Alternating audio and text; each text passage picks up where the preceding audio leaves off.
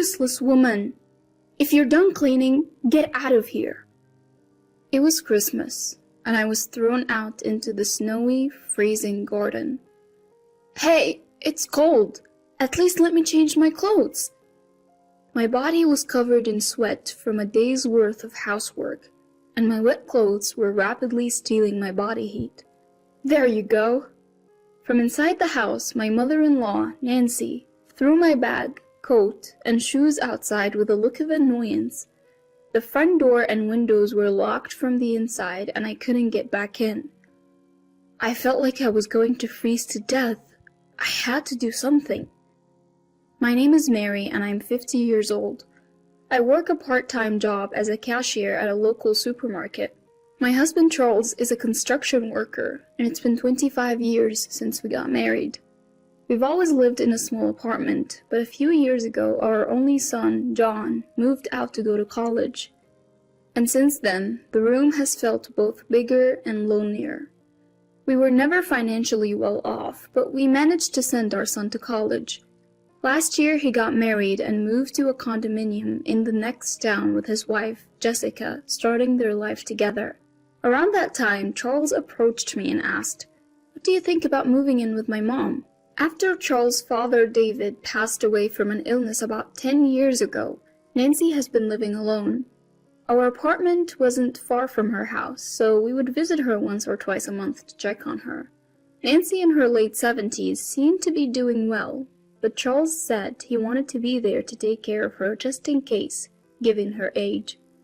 Charles is an only child, and he seemed worried about his mother growing older. Feeling a bit lonely since our son got married, I could empathize with Nancy's situation and agreed to Charles' offer to live together.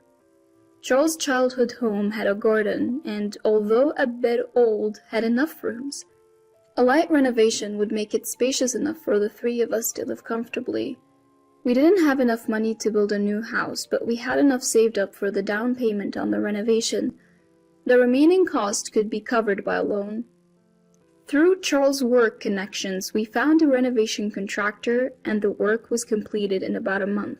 Since we knew the contractor, they finished the job for less than the market rate, which helped us save money. I am not an old lady, you know. Jeez. Nancy put on a brave face, but she seemed to like the newly renovated house. Our son helped us move the heavy furniture, and the move was done in no time. Sitting in the newly renovated living room, drinking coffee with 3 generations of family, I felt a warmth in my heart, as if we were experiencing a family reunion for the first time in a long while. When we began living with Nancy, I noticed she hardly did anything around the house. Previously, whenever we'd pop in for a visit, it was never for long, so I hadn't really paid it much mind. When she lived alone, it seemed she just cleaned what was visible and barely did any other housework. She hardly cooked for herself, mostly relying on pre-packaged meals and supermarket deli foods.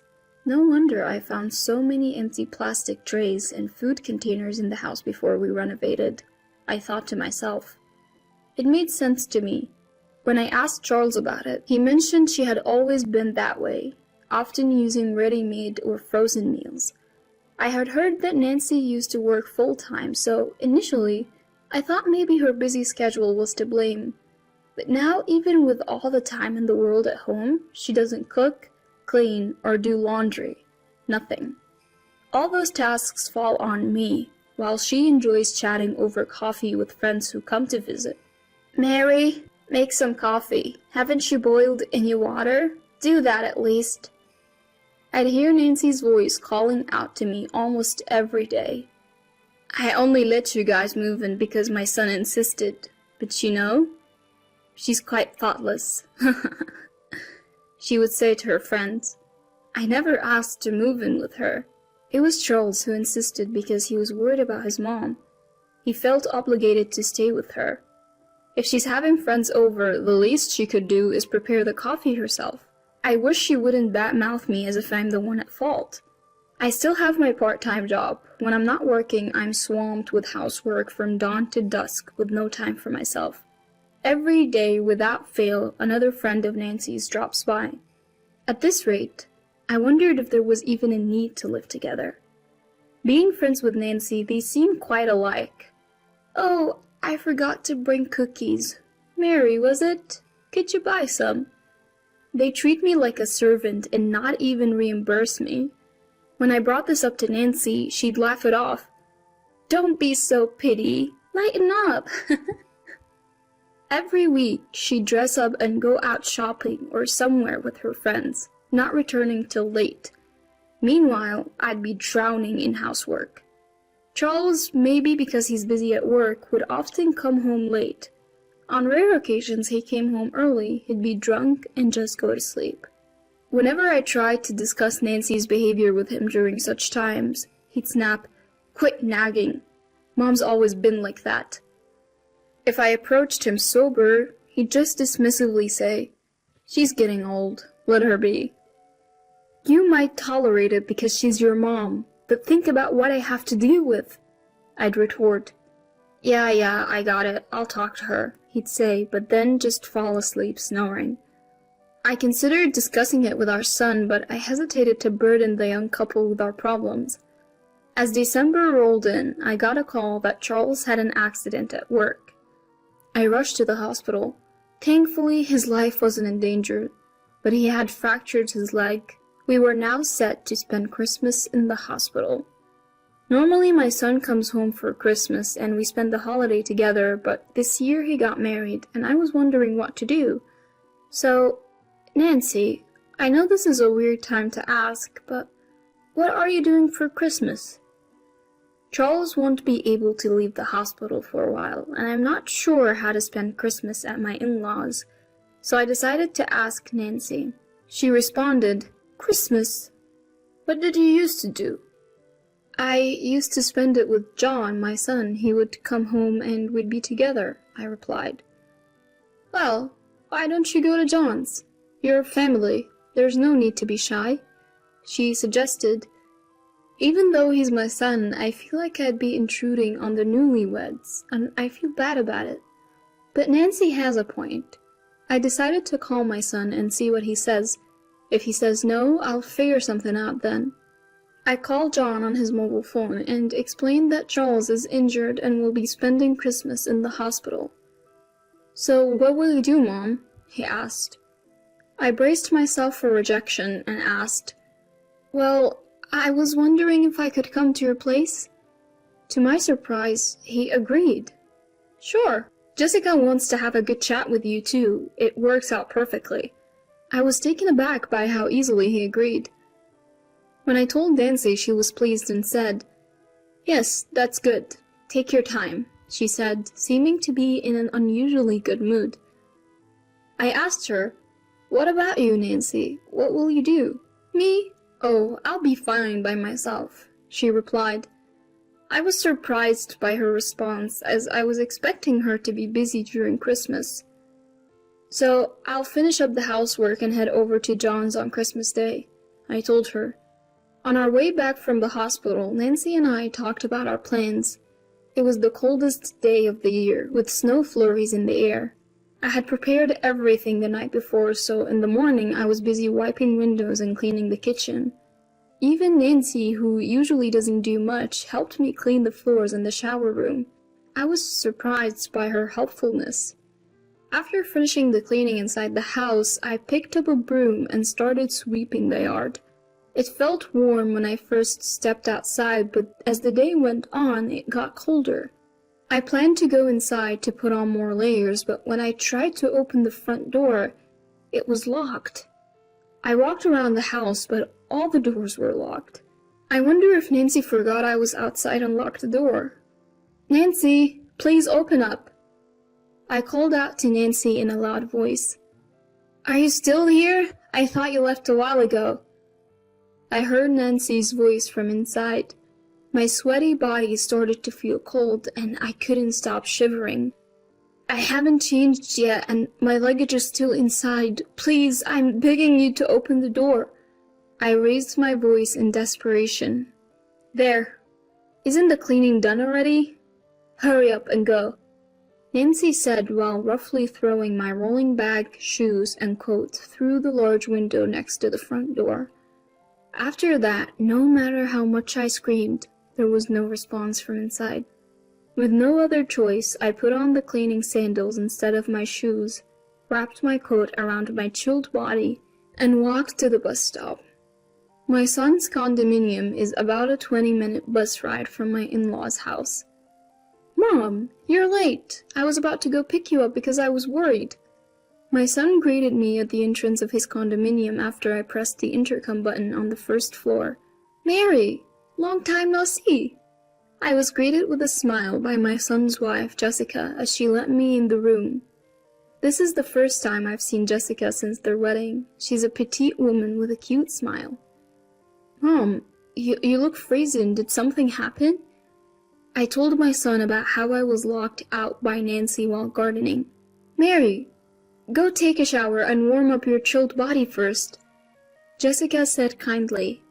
Her words touched my heart, and I felt like I was about to cry.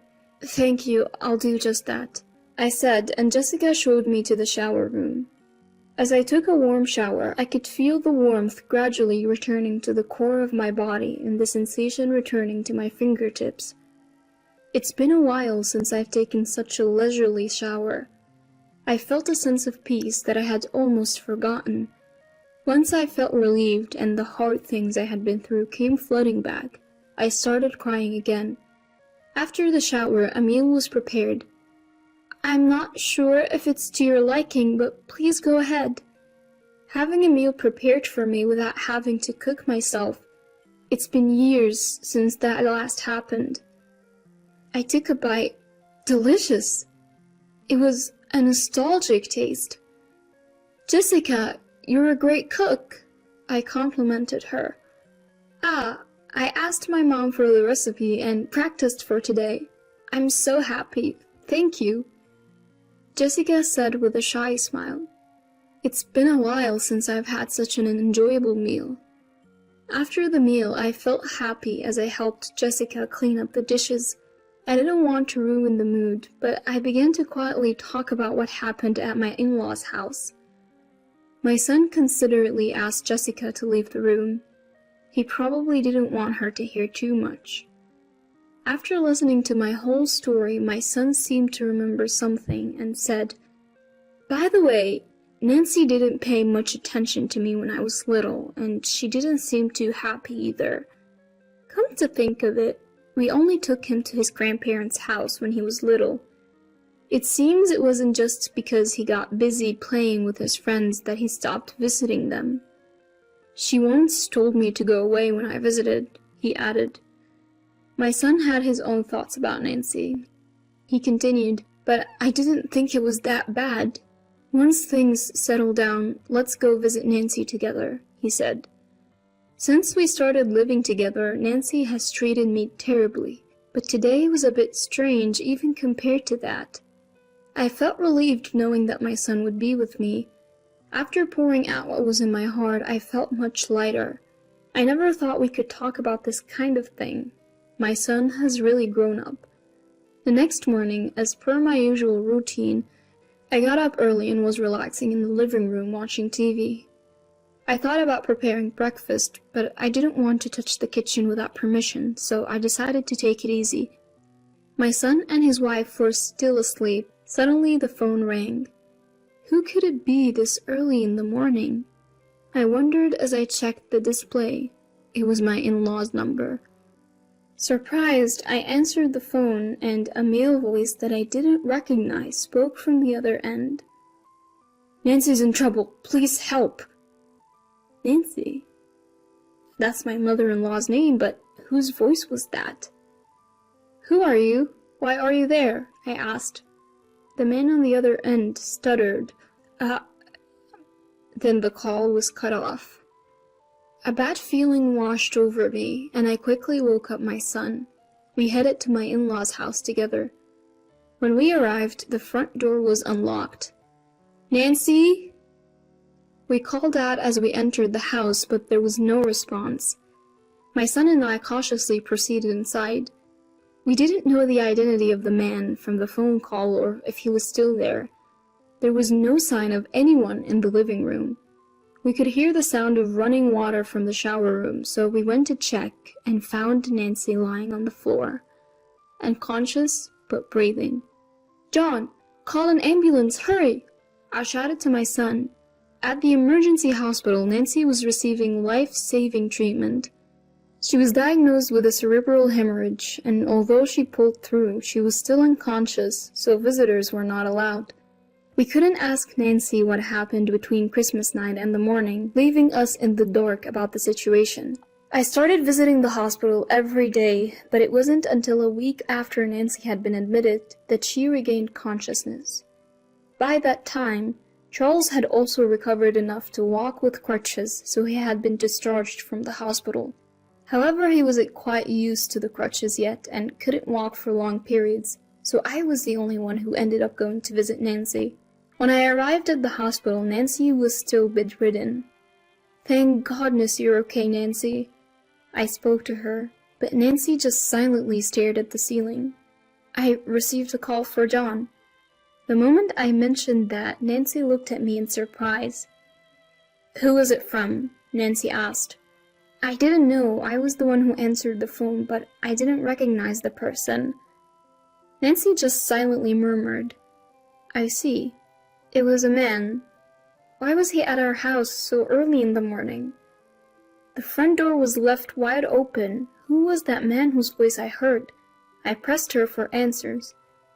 "Just a friend's husband," Nancy replied. Even if that were true, it was outrageous for him to visit so early in the morning.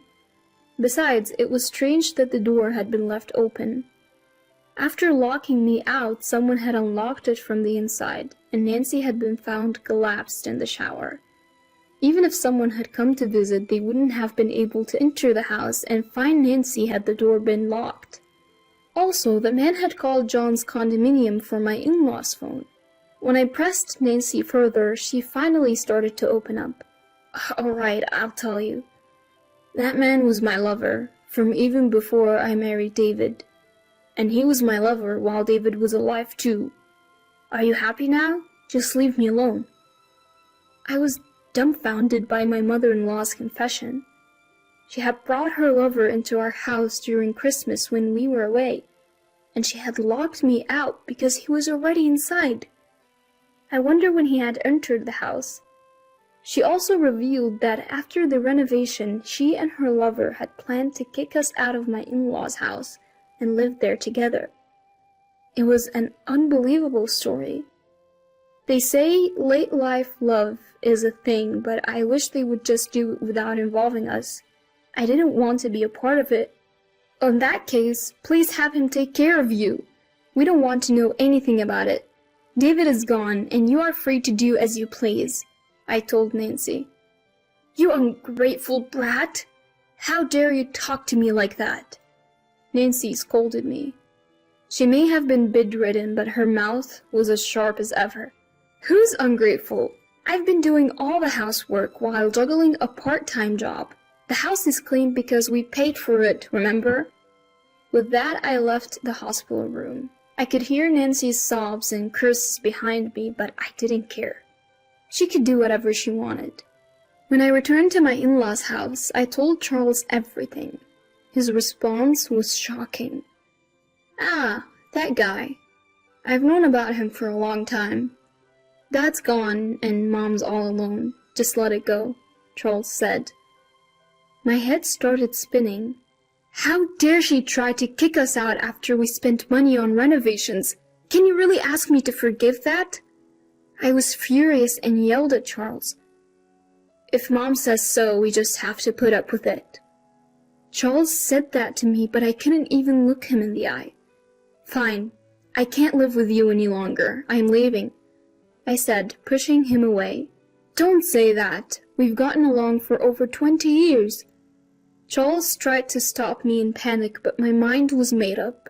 No, Nancy wants her freedom, and I'm going to take mine too. My son is married and has a happy family. There's no need for us to be husband and wife anymore. You're old enough. How about you graduate from Nancy too? I have no interest in a 50-year-old man who can't escape from being a mama's boy." Charles turned red and looked like he wanted to say something, but he was silenced by my words and said nothing. Now he just has to talk to Nancy and figure it out. I want nothing to do with them anymore. Later, Charles and I got divorced. For now, I've decided to live with my son and his wife until I find a place. My son says, "You can live with us as long as you want, but I want to enjoy my freedom for a while." I'll gratefully accept their offer in spirit. Meanwhile, Jessica is expecting a baby. I plan to help my son and his wife with the baby, but I don't want to interfere too much. I'll wait until they ask for help. Enjoying the growth of a child is a privilege of the parents. Children grow up in the blink of an eye. I hope they cherished their time as a family. Nancy has been discharged from the hospital, but she's paralyzed and now lives in a wheelchair. I heard her lover was married, so she didn't want to make a big fuss. So when Nancy collapsed, she didn't call an ambulance and instead called a number registered in her phone, which happened to be John's condo. The man disappeared without a word. All the friends who used to visit stopped coming, and her lover abandoned her. Now she can't move freely and lives a difficult life. Charles might be fired from his company because his broken leg hasn't fully healed, and he's no use in field work. I, on the other hand, have been promoted from part-time to full-time, and I'm about to find a new apartment. I'm looking forward to enjoying the second chapter of my life.